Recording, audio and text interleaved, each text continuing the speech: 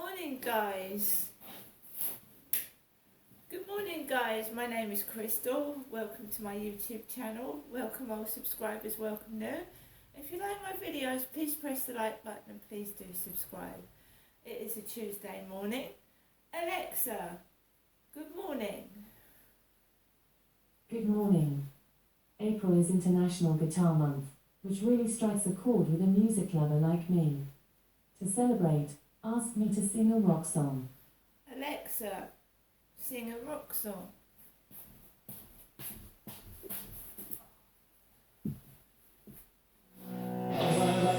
But the more I think on it, I can never rock as hard as play tectonics. I can move your heart and I can move your soul, but they move literal mountains with their rock and roll.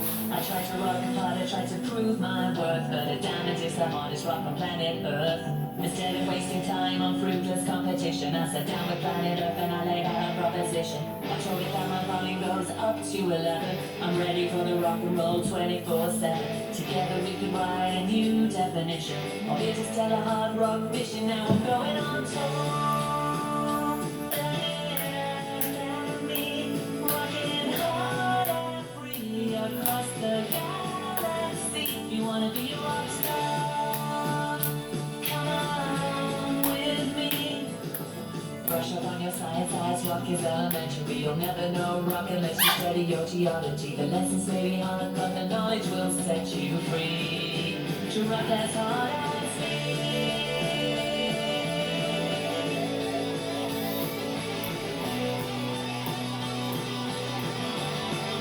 To rock as hard as me.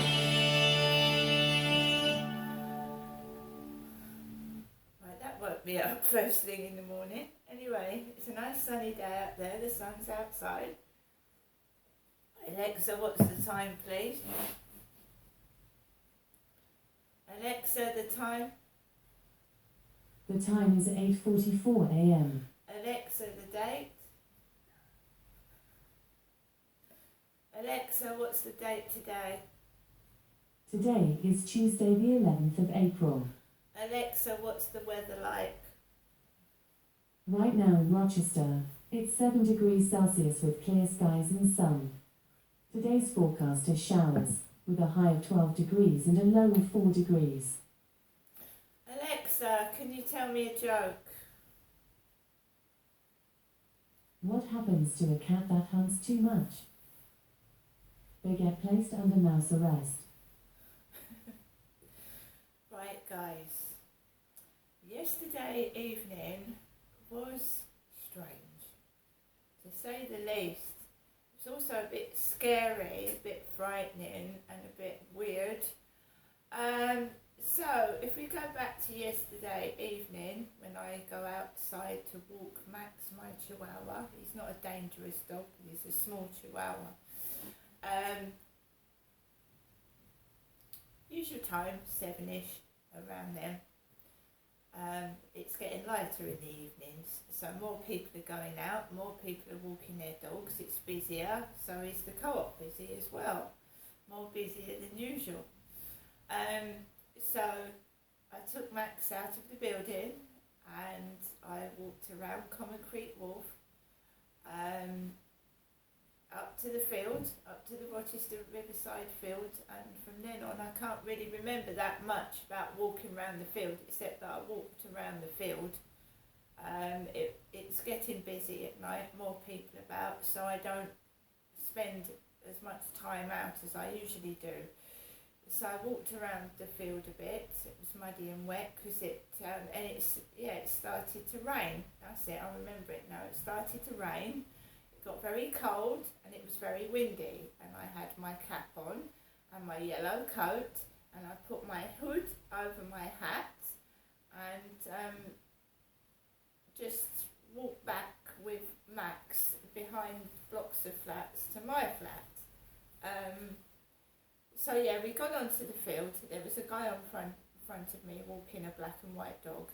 I walked hard, and there was a group of four lads walking across the field. One had a blue hooded coat on, mine's yellow. So one had a vibrant blue hooded coat. There was three other youths with him. with them, and I got halfway on the field and it started to pelt down with rain. Pelt down, and it was windy. My cap had blown off in the car park and I had to chase after it.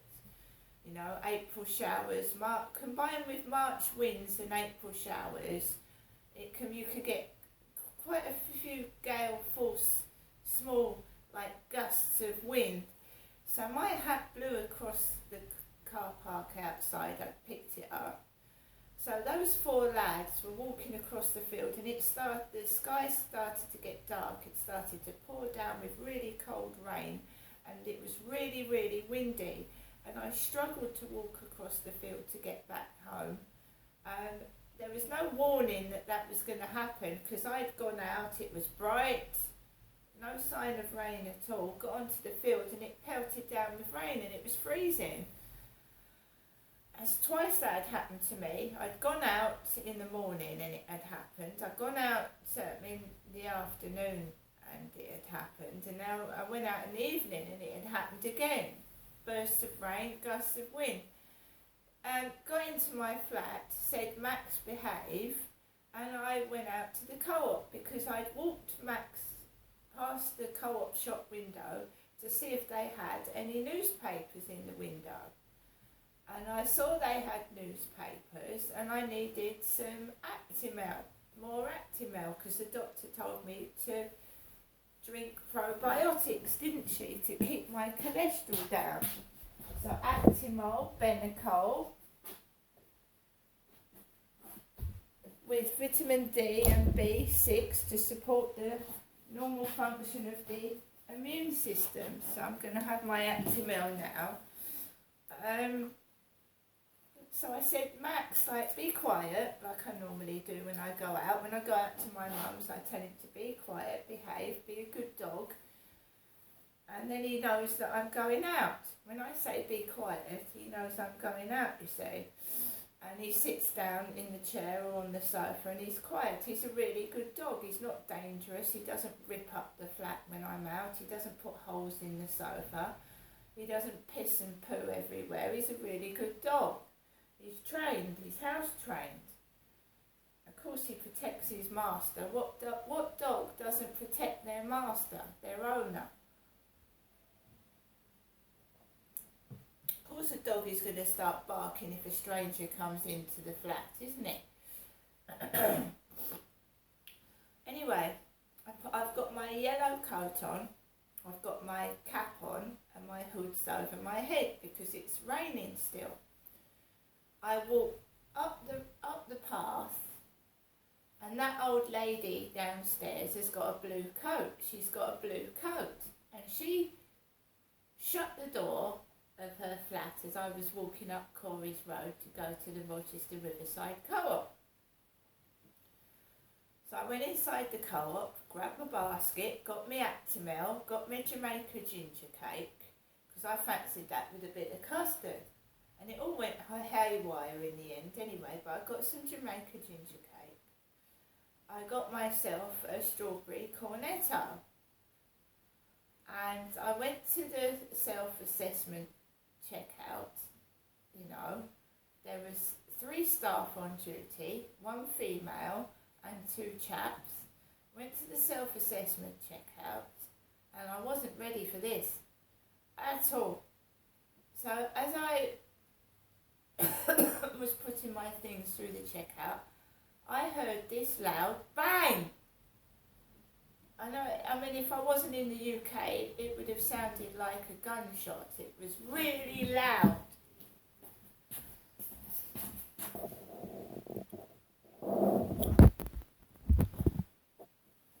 So this really loud bang, and it, in fact, was plastic bags popping. Co-op plastic bags popping. There was a couple next to me and the guy started talking. He went, it's kids, shoplifting. They've come into the co-op, they've put stuff in bags and they've thrown them on the floor, probably because they got caught, I don't know. So it was the sound of a plastic bag crashing to the floor and popping. there'd been shoplifting going on there while I was in the shop, and they'd thrown the bags. There was mess all over the co-op doormat in the front. As you go in, there was crap, squash food all over the doormat. There was, very near to the customers, there was broken bags with shopping all over the floor. And one of the things I noticed was nuggets, Nuggets, nuggets. Something with nuggets was thrown on the floor. Nuggets.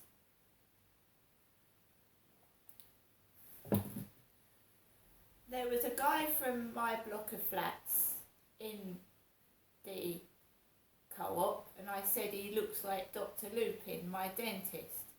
So he's got gingerish hair, chap, bald on top, and he was in the co-op. Someone from the flats at the same time as I was in there, and I was in there at 7:47 last night, nearly 8 o'clock. I don't normally go out into the co-op in the evening.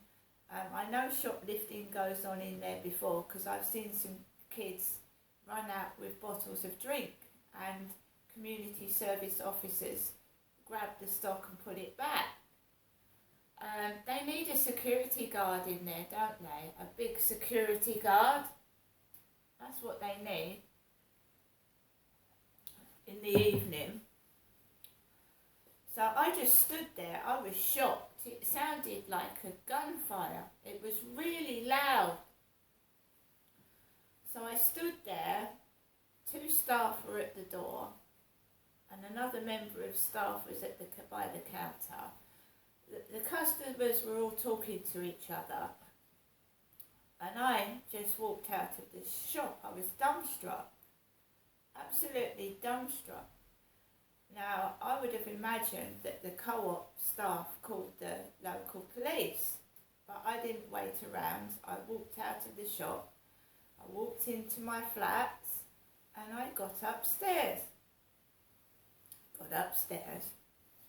And I just peeled off my cornetto. I just take my coat and hat off, just peeling my cornetto to eat it. As I just put a bit of cornetto in my mouth, the buzzer went. My buzzer. And it rang loudly, it wouldn't stop, and I thought, oh my God, who's this? There was a woman downstairs with, guess what? A takeaway Just Eat delivery bag. I thought, oh my God, it's starting again. Oh my God, the police haven't done anything. They haven't done anything to stop it. It started again.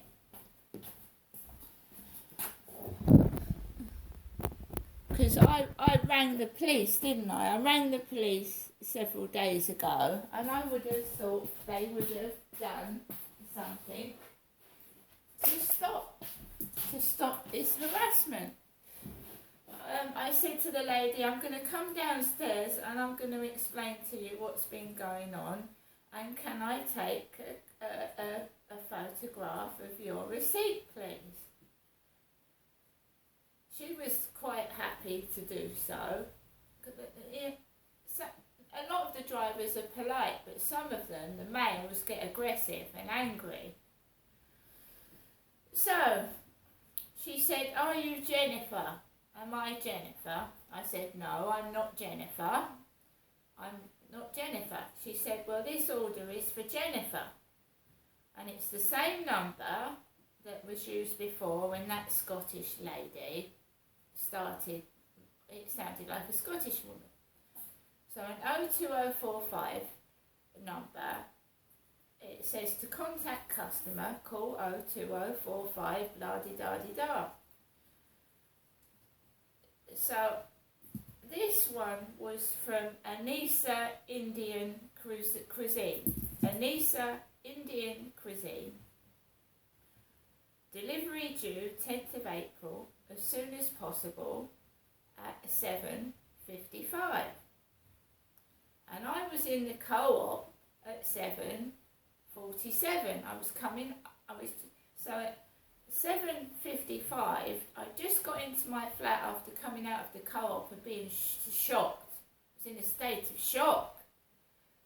This lady called and they'd ordered puree bread, tandoori roti, chicken korma, 3 cans of Coke, 1 peas rice, 1 plain rice, 1 chicken tikka masala, 1 garlic mushrooms and 1 chicken chat. And they'd run up a bill of £37.52.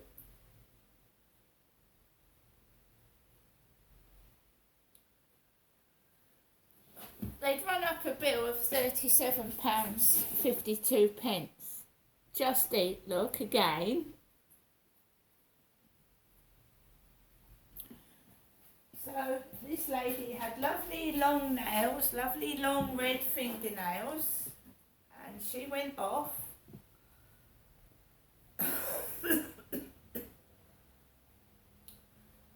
No sooner as I get no sooner as I get up to my flat, the buzzer goes off again. And it's a blonde Polish lady, a blonde Polish woman.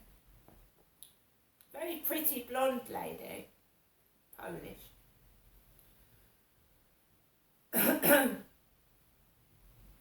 And I've got the receipt to give to the police because obviously I rang the police up. I was sick and tired. I was absolutely sick and tired. I was worn out. I was worn out. I was frozen solid. I was soaked wet with rain, and the buzzer kept going off again. So when this started again, I rang the police. Now the lady of Nonna Pasta, ONNA Pasta, told me not to ring the police. She said they won't do anything. Well, I don't care if they don't do anything. I've got another crime reference number. It's again going to be reported to my landlord again because neighbours are involved. There was somebody in the co-op from these block of flats, and a lady from these block of flats knocked my door, banged my door, and I was in a state of shock. I looked a mess. Of course I looked a mess. My hair was wet. My clothes were wet. I'd just come back from walking the dog. I was soaking wet. I'd just gone to the co-op. I was tired. I wasn't expecting 3 women to knock at my door and 2 men, was I? I wasn't expecting that.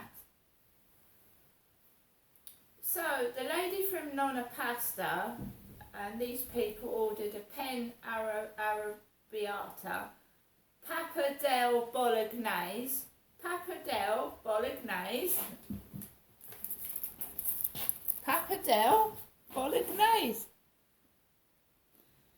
Total of £24.93.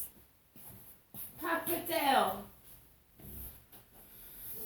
The lady rang the 02045 number, again the same number, so the police they obviously haven't rung this number, have they? The police said they were investigating these crimes. So the first thing I would have done if I was a police officer would have been to have rung that number, find out who it is, and stop Just Eat delivering to my address. So nothing's been done. The police have not done anything.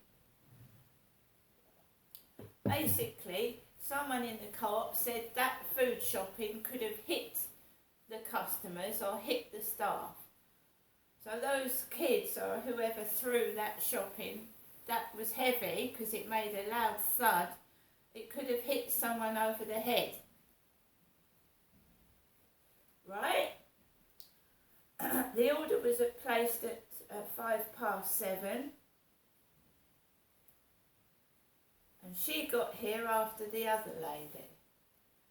This lady rang that 02045 number. I was verbally abused over the phone. Verbally abused. The lady at Nonna Pasta said they called themselves Rachel or something. So the lady went, Rachel, are you there at your door? I'm here with your delivery. And this person said, yes, I'm at my door. I'm just waiting for the delivery. And I said, no, you're not. I said, no, you're not, because I'm at my door and the delivery's been delivered to me.